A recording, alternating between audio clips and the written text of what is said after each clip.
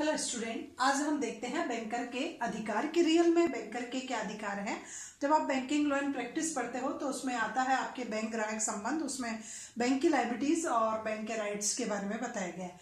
तो सबसे पहले मैं आज आपको बताना चाहती हूँ बैंकर के अधिकार कि एक बैंक को अपने कस्टमर के विरुद्ध कौन कौन से अधिकार प्राप्त होते हैं। तो उसमें सबसे पहला है बैंकर का ग्राहक के विरुद्ध ग्रहणाधिकार। ग्रहणाधिकार राइट टू लीन होता है। ये सभी को मालूम है कि ग्रहणाधिकार का मतलब होता है कि जब किसी कस्टमर ने बैंक से लोन ले रखा है और एज ए सिक्योरिटी के तौर पर कोई वस्तु वहां रखी हुई है, संपत्ति वहां रखी हुई है, तो बैंक उस एसेट्स को तब तक रोक करके रख सकता है जब तक कि कस्टमर पूरा लोन जो है वो पे नहीं कर दे, अमाउंट पे नहीं कर दे, instalment, interest, any other expenditure, सब कुछ जब तक नहीं चुका देता है तब तक बैंक कस्टमर की एसेट्स को अपने पास रोक करके रखता है। तो भारतीय अनुबंध अधिनियम 1872 की धारा 171 के अनुसार ये हमारा एक्ट है, अनुबंध अधिनियम, और उसकी धारा है, उसके अकॉर्डिंग बैंक को ये राइट्स मिला है इस सेक्शन के अकॉर्डिंग कि बैंकर को ग्राहक के द्वारा बैंकर के पास रखी गई संपत्ति को स्पष्ट निर्देशों एवं विशेष उद्देश्य के अभाव में, कि जब तक कोई स्पष्ट क्लियरिफिकेशन नहीं हो, कोई और उद्देश्य नहीं हो, और अगर इनका अभाव हो, इट मीन्स ऐसा नहीं हुआ हो, और फिर बैंक कस्टमर ने बैंक के पास कोई एसेट्स रखी गई हो, तो बैंक को ये अधिकार है उस संपत्ति को रोकने का जब तक कि वह बैंक के बकाया ऋणों का वह उसका भुगतान न कर दे।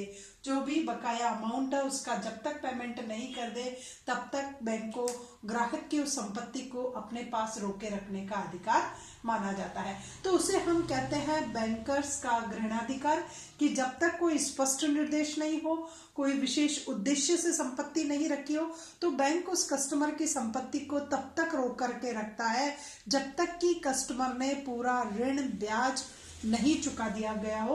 उसको हम बोलते हैं ग्रहणाधिकार। ग्रहणाधिकार दो प्रकार का होता है। पहला है आपका सामान्य ग्रहणाधिकार अकॉर्डिंग टू वही सेक्शन 171, और दूसरा है विशेष ग्रहणाधिकार।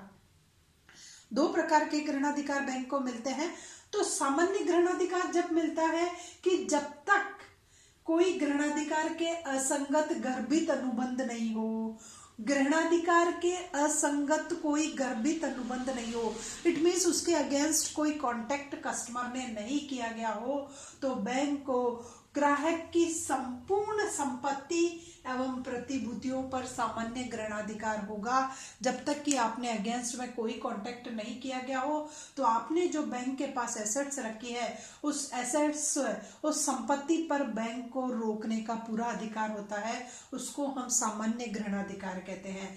लेकिन विशेष ग्रहणाधिकार में बैंकर को अपने पास रखी संपत्ति को प्राप्त करने में अगर कोई धन लगाया हो तो वो धन भी प्राप्त करने का अधिकार है। विशेष ग्रहणाधिकार वह होता है जब किसी बैंक ने जो संपत्ति वो एज ए सिक्योरिटी के तौर पर रखना चाहता है, उस एसेट्स को प्राप्त करने के लिए अगर बैंक ने कोई धन लगाया हो तो वो धन बैंक को, उसको कस्टमर, बैंक को जो है वो कस्टमर से प्राप्त करने का अधिकार होता है, जो भी खर्चा उसने एसेट्स को प्राप्त करने में लगाया। तो ऐसा ग्रहणाधिकार कहलाता है विशेष ग्रहणाधिकार। तो ग्रहणाधिकार समझ में आ गया। और ग्रहणाधिकार दो प्रकार के होते हैं, सामान्य ग्रहणाधिकार और विशेष ग्रहणाधिकार। सामान्य ग्रहणाधिकार संपूर्ण संपत्ति पर लागू होता है और प्रतिभूतियों पर लागू होता है जब तक कि कोई स्पष्ट अगेंस्ट कोई कॉन्टेक्ट नहीं हुआ हो, और विशेष में बैंकर को उस संपत्ति को प्राप्त करने में कोई खर्च किया गया हो तो वो रकम भी प्राप्त करने का अधिकार होता है। अब है ग्रहणाधिकार की विशेषताएं कि रियल में ग्रहणाधिकार की क्या कैरेक्टरिस्टिक्स है। तो सबसे पहला है बैंकर को सामान्य ग्रहणाधिकार। ऑलमोस्ट जब भी हम कोई लोन लेते हैं, सिक्योरिटी रखते हैं, तो फर्स्ट ऑफ ऑल बैंक को एक जनरल राइट टू लीन ही मिलता है, सामान्य ग्रहणाधिकार ही मिलता है बैंकर को हर कंडीशंस में। दूसरा, उसी एसेट्स पर होगा जो मैंने बैंक के पास एज ए लोन की सिक्योरिटी के तौर पर रखी है। किसी दूसरी एसेट्स पर बैंक को ग्रहणाधिकार प्राप्त नहीं होगा। बैंक को ग्रहणाधिकार केवल मात्र उन्हीं एसेट्स पर प्राप्त होता है जो एसेट्स एक कस्टमर ने बैंक को जमा कराई गई है और उस पर कोई विशेष निर्देश का अभाव है। इट मीन्स अगेंस्ट कोई कॉन्टेक्ट नहीं हुआ हो, कोई क्लियरिफिकेशन मैंने कोई दूसरा नहीं दिया हो, कोई असंगत तर्क नहीं हुआ हो, केवल मात्र मैंने लोन लिया और एसेट्स दे दी, तो उस एसेट्स पर बैंक को ग्रहणाधिकार प्राप्त होगा। दूसरा, ग्रहणाधिकार उन्हीं एसेट्स पर होता है जो एटलीस्ट कस्टमर के नाम की हो। किसी और पर्सन के नाम की एसेट्स हुई तो उस पर ग्रहणाधिकार प्राप्त नहीं होगा। ग्रहणाधिकार के लिए आवश्यक कंडीशन है कि केवल मात्र कस्टमर की एसेट्स हो, वही एज ए उस पर रखी जा सकती है सिक्योरिटी के तौर पर। किसी दूसरे की एसेट्स अगर गलती से रख दी और बैंक ने लोन एक्सेप्ट कर दिया तो ये बैंक का फॉल्ट है, कस्टमर का फॉल्ट नहीं है। दूसरा है विशेष ग्रहाधिकार। बैंक को एक विशेष अधिकार प्राप्त होता है कि वो कस्टमर को उचित सूचना देकर प्रतिभूति को बेच सकता है। अगर आपने लोन पे नहीं किया तो बैंक को ये राइट है कि वो आपको एक प्रॉपर इंफॉर्मेशन देगा और प्रॉपर इंफॉर्मेशन देकर के आपकी उस सिक्योरिटी वाली एसेट्स को बेच सकता है। बैंक को ये विशेष अधिकार प्राप्त होता है। दूसरा, अगर ट्रस्ट की संपत्ति है तो उस पर बैंकर को ये राइट्स प्राप्त नहीं होगा। ट्रस्ट अकाउंट के एसेट्स पर ये लॉ ऑपरेट नहीं होता है। Then these are the characteristics of right to lien. ग्रहणाधिकार की ये विशेषताएं थी कि पहला, सामान्य ग्रहणाधिकार होता है। दूसरा, उसी संपत्ति पर होता है जो हमने स्पष्ट निर्देश देकर के जमा कराई, स्पष्ट निर्देश के अभाव में जमा कराई। तीसरा, ग्राहक के संपत्ति पर ही होगा जो ग्राहक के नाम की एसेट्स हो।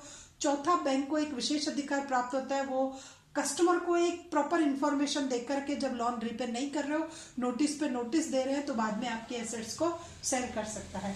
अब है अपवाद कि कुछ ऐसी कंडीशन है जहां राइट टू लीन ऑपरेट नहीं होता है। तो सबसे पहला है कि अगर सुरक्षा हेतु कोई संपत्ति जमा कराई है, आपने एज ए सिक्योरिटी के तौर पर कोई एसेट्स रखी है, तो सिक्योरिटी के तौर पर रखी गई एसेट्स पर यह लॉ ऑपरेट नहीं होगा, उस पर बैंक को ग्रहणाधिकार नहीं है। दूसरा, कोई विशिष्ट निर्देश दिए हैं, उद्देश्य दिए हैं, उसके लिए आप सिक्योरिटी वही रख रहे हो कि भाई मुझे बेचनी है, यहाँ रख लो, या किसी और पर्पस के लिए आपने वो बैंक को डिलीवर की है, चाहे वो लॉकर में रखी है या कुछ और पर्पस है, तो उस पर राइट टू लीन ऑपरेट नहीं होगा, जिसका कोई स्पेशल मोटिव या स्पेशल डायरेक्शन था। तीसरा, ट्रस्ट खाते में जमा राशि पर कभी राइट टू लीन ऑपरेट नहीं होता है।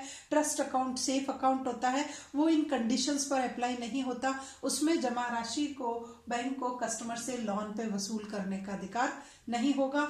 चौथा, अगर कस्टमर ने भूल से कोई एसेट्स छोड़ दी है तो उस एसेट्स पर भी बैंकर को राइट टू लीन प्राप्त नहीं होगा, क्योंकि भूल से छोड़ी गई संपत्ति जो है वो आपके लोन को रीपे नहीं करेगी।